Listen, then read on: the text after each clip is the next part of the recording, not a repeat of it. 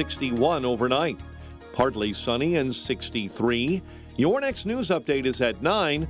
Chicago's Morning Answer continues next on AM 560. The Answer.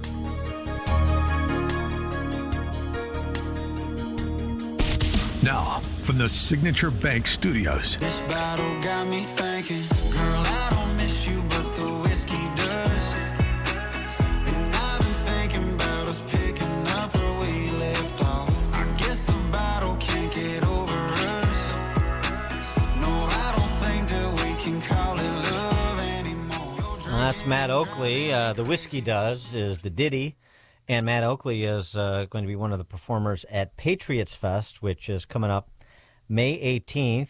It's going to be a national in scope. We talked to Phil Oakley last week about it. Not Phil Oakey. He's the lead singer for Human League. Okay. Yeah, don't confuse Phil Oakey with Phil Oakley. Two different guys. So Phil Oakley was telling us it's going to be national in scope. He didn't have the dates and locations locked in yet when we talked to him, but it will be updated on the website, patriotsfest.com. May 18th in Aurora at the Piazza. It's going to be emceed by Matt Pinfield from MTV's 120 Minutes fame.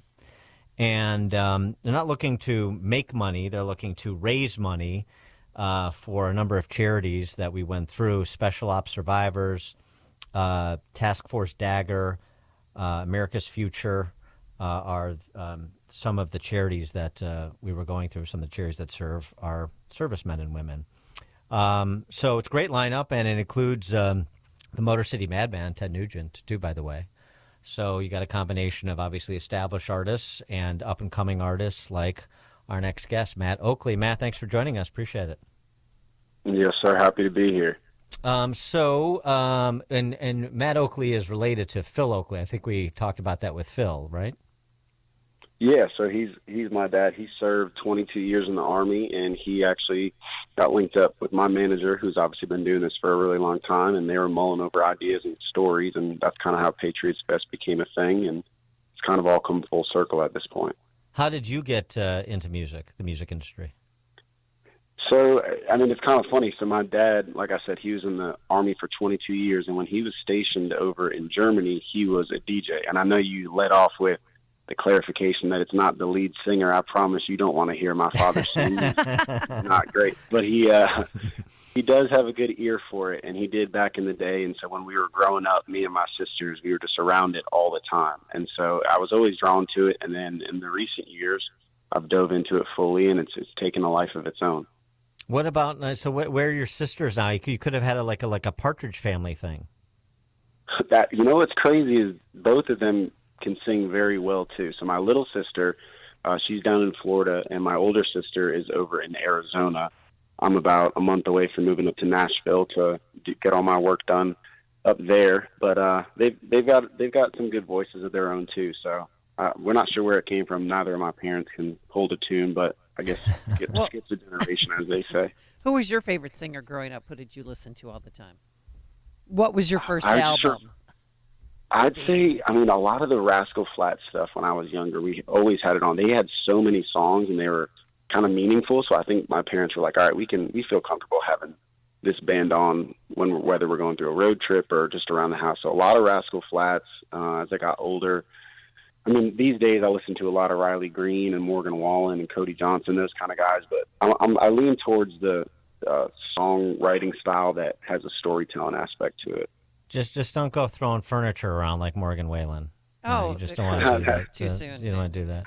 I saw that from your bio that you went to South Carolina for school. So were you plying your trade in college as well? Were you doing the college bars and the bar scene before you started to break out?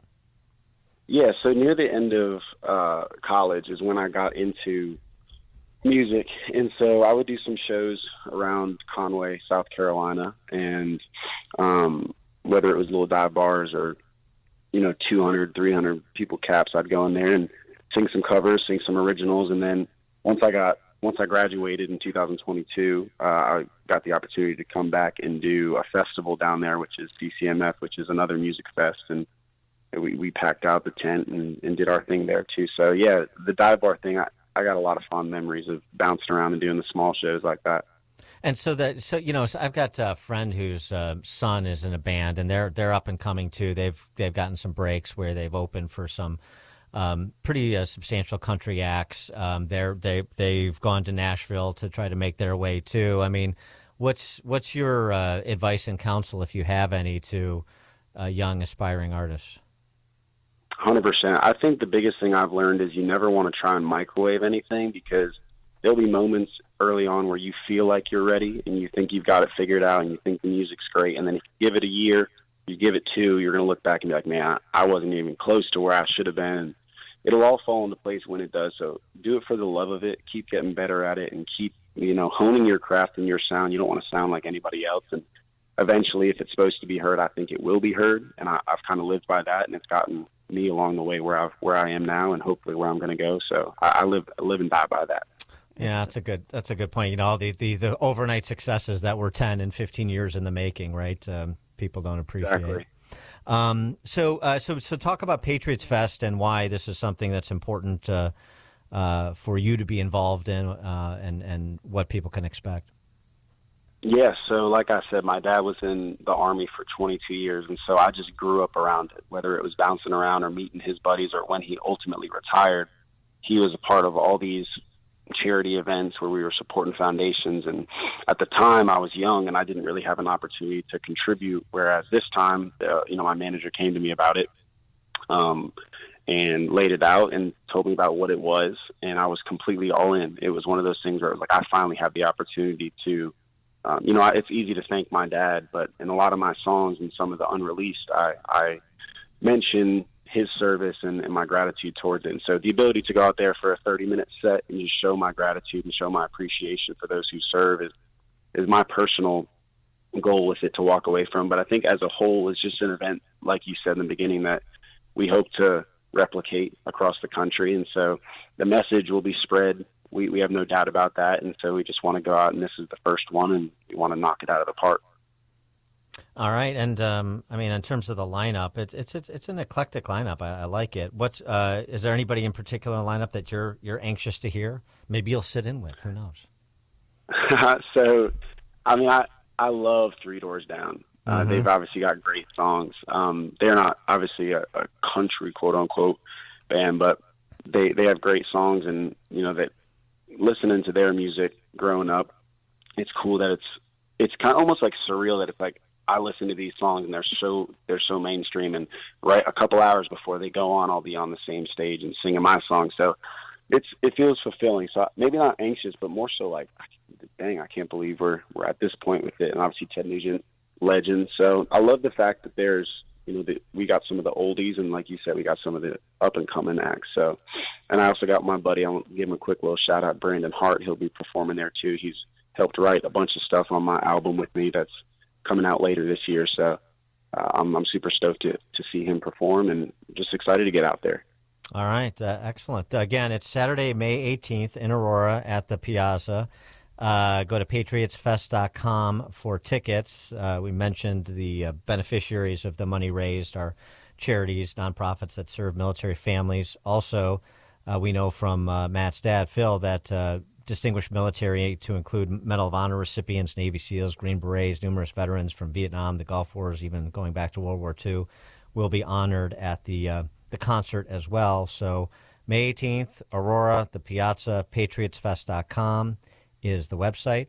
Matt Oakley, thanks so much for joining us, and great to talk to you. Good luck at the concert. Play well.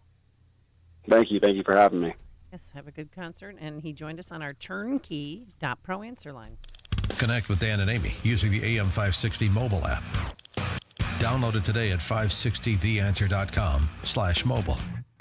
Hi, this is Randy Donnelly from Donnelly Auctions in Union, Illinois, with my current want list for upcoming auctions. Guns and military items are always at the top of my list, but I have buyers for